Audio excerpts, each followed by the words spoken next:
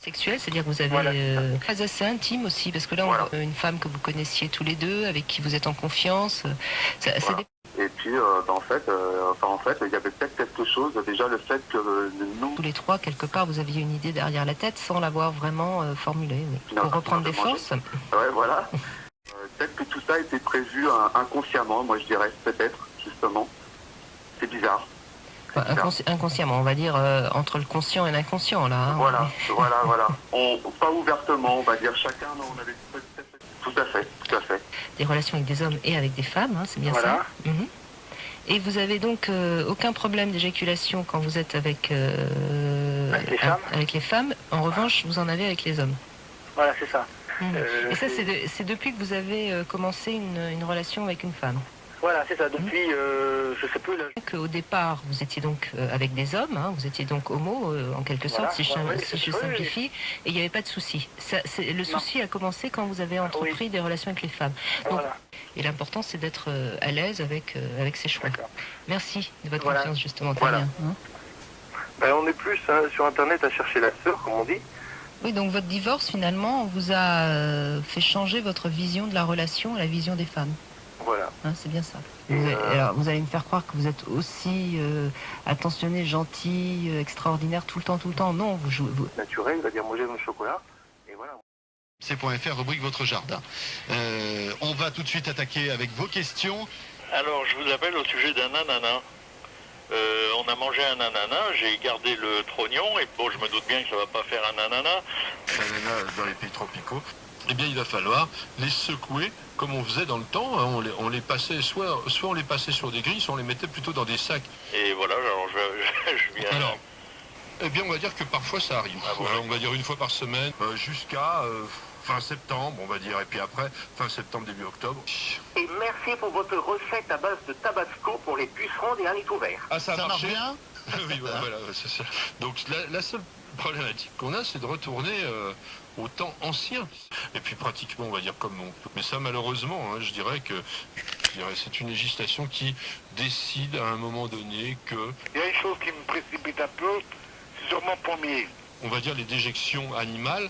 Quand un jeune scientifique apprenait en pharmacie, je dirais, les qualités scientifiques des herbes et du jardinage, concrètement, ils avaient quasiment autant de connaissances à ingurgiter que les médecins et que les vétérinaires. Oui. Je dirais qu'il y a plus de science sur le persil. Je dirais qu'il faut manger régulièrement. Et alors là, moi qui massacre en permanence le groupe Ferrero avec Nutella, je dis que quand l'enfant a pris ses fruits, quand l'enfant a pris ses légumes, les produits secrets deviennent absolument très toxique. Voilà, c'est ça. C'est-à-dire que... C'est de la relativité. Voilà, il y avait des pilules à l'ananas, non? Aussi dans les années 70 ou 80. C'était du temps de Rick Azaray. Voilà, c'est ça. Donc, eh bien, on pourrait dire, ben voilà, le coefficient antioxydant pour 100 grammes de ce jus de fruits, eh bien, est de 40, à 50, côté de la composition. Voilà, c'est ça. Quand un humain sans culture, un gueux, concrètement, oublie de manger des fruits et légumes, il n'a pas sa capacité d'antioxydant. Oui. Donc du coup, il a beau être jeune, avec un grand-père qui est mort à 104 ans, mais cette personne-là n'aura pas la capacité d'éviter les pathologies et il pourra avoir des pathologies majeures. Christian, merci beaucoup. Bonne Merci semaine pour tous ces et conseils. bon soleil. Voilà, et puis on se retrouvera tout au long de l'été. Hein. Effectivement, hein, je pense qu'on a trouvé la bonne réponse parce que j'ai eu une avalanche de réponses. Alors attention, je vais vous le dire. Oui, faites-nous un petit florilège de tous ces noms de plantes imprononçables, Sandrine, dont vous avez le secret. Alors je vais juste vous dire clérodendron bungei. Voilà, bravo. Ah voilà. Voilà, pas mal. Clérodendron bungei, où il a une odeur fétide. Ah bon? Voilà, d'accord. A tout de suite, c'est RMC, c'est votre maison. RMC, votre maison. François Sorel, Christian Pesset. Donc, qui va le rendre un peu plus, on va dire, on va pas dire rugueux, mais enfin qui va lui éviter la glissance. Et là, vous avez différentes marques. Sauf quand vous tournez, vous faites et voilà, évidemment. Qu'on applique ensuite généralement au pulvérisateur ou bien presque à la serpillière. Quoi. D'accord. Voilà Marc. Écoutez, merci. Merci à vous. Merci, au revoir. Enfin, de spécialiste bricolage maison déco, c'est un grand humoriste qui se produit régulièrement dans les plus grandes salles parisiennes. Hein, on peut le dire. Ah, là derrière, c'était la Je résiste, ce matin, lié à ce rendez-vous. Très très beau cadeau. Cette année, vous avez décidé de faire un focus, comme on dit, on aime beaucoup ce mot maintenant, très à la mode, un focus sur l'habitat sain. Alors, RMC, votre maison. François Sorel, Christian Pesset. Voilà, RMC 9h25, le retour de notre maison. Votre maison donc, le retour. On attend vos questions bricolage maison déco 3216. N'oubliez pas tout à l'heure entre 9h et 9h30, un spécial maison, on va dire, intelligente. oui, tous les automatismes, toutes les aides au fonctionnement, je veux dire les volets roulants motorisés, les portails. Est-ce qu'on peut les motoriser facilement? Les motoriser, bonne question. voilà, combien ça coûte? Est-ce que tous ces équipements sont motorisables, entre guillemets? Patrick est là. Bonjour Patrick. Bonjour François, Christian. Bonjour Patrick. Bonjour. Nous sommes prêts à poser les menuiseries bois, petits carreaux, comme on nous l'a demandé, évidemment, avec l'architecte des bâtiments de France. Petit bois, comme on dit. Voilà, tout à fait. Et on m'impose maintenant du simple vitrage. Oui. Ça veut dire que vous êtes en secteur sauvegardé? Tout à fait. Non. Alors, bon, là, je passe un message à la France entière. Faites très attention si vous achetez des maisons, des appartements en secteur sauvegardé. Allez voir le plan qui a été ajouté, je dirais, aux règles d'urbanisme de votre commune, parce qu'il peut y avoir effectivement un nombre d'interdictions et de prévention absolument incroyable. Et effectivement, dans ces règles d'urbanisme spécifiques au secteur sauvegardé, c'est-à-dire dans l'environnement proche, soit d'un monument historique, soit parce qu'on est dans une ville ou dans un village tout à fait, je dirais, à préserver sur le plan architectural, eh bien, il y a là un certain nombre de contraintes. Alors, pour ce qui vous concerne, moi, je vous dirais, êtes-vous allé voir le plan, justement, du secteur sauvegardé? Alors, non, mais lorsque nous avions pris rendez-vous avec l'architecte des bâtiments de France, effectivement, il y a plusieurs mois, il m'avait soulevé le petit souci.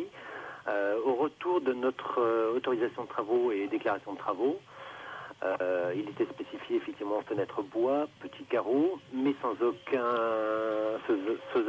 spécificité sur le vitrage. Alors allez voir, moi je ne peux pas vous dire autre chose que d'aller voir en mairie, au service de l'urbanisme, le plan.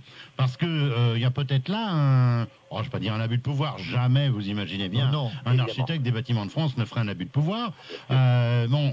Pourquoi? Parce qu'il y a une espèce de confusion. Vous savez, ce sont parfois des gens qui, de parfaite bonne foi, qui rédigent ce type de plan, mais qui ne se rendent pas compte aujourd'hui qu'un double vitrage ou un simple vitrage, ça ne change rien en extérieur, et que ça peut rentrer tout à fait dans des menuiseries intégrables dans votre cas et dans les contraintes du plan. Donc la première des choses, alors je veux dire, la méthode, c'est d'aller voir le plan pour voir si c'est vraiment dedans, parce que en général maintenant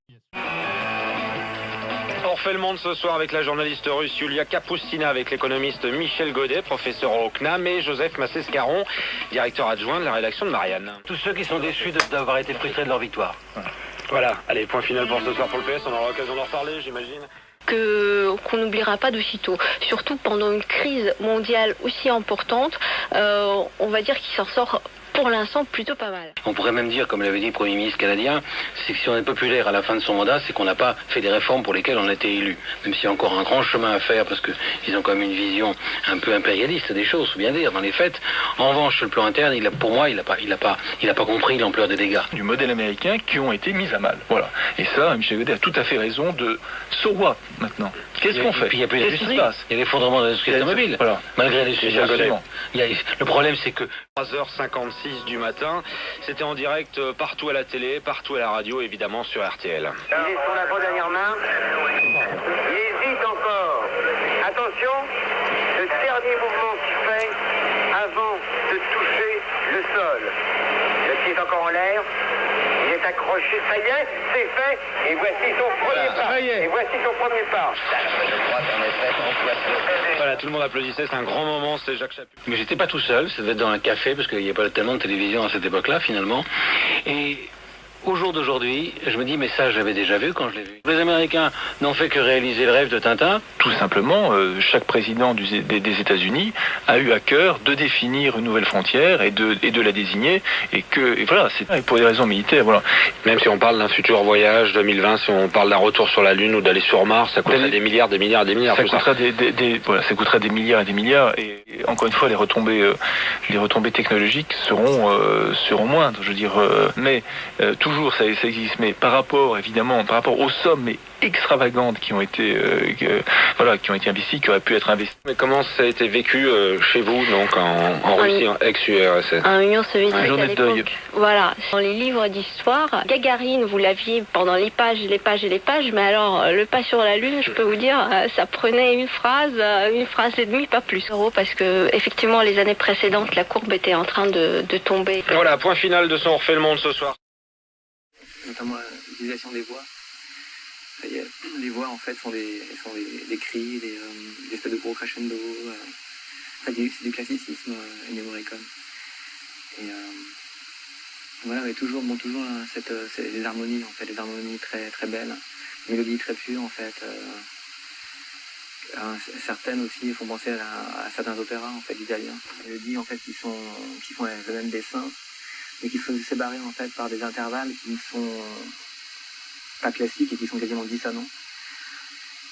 Il y a aussi des mélodies en fait qui sont répétées, à un demi-ton de différence, etc. Il y a des crescendo. Et en fait, à l'écoute, moi j'entends quelque chose de contemporain en fait. C'est quasiment ça pourrait être en fait du Olivier Messiaen en fait mélangé avec du jazz en fait, avec derrière des instruments rythmiques funky.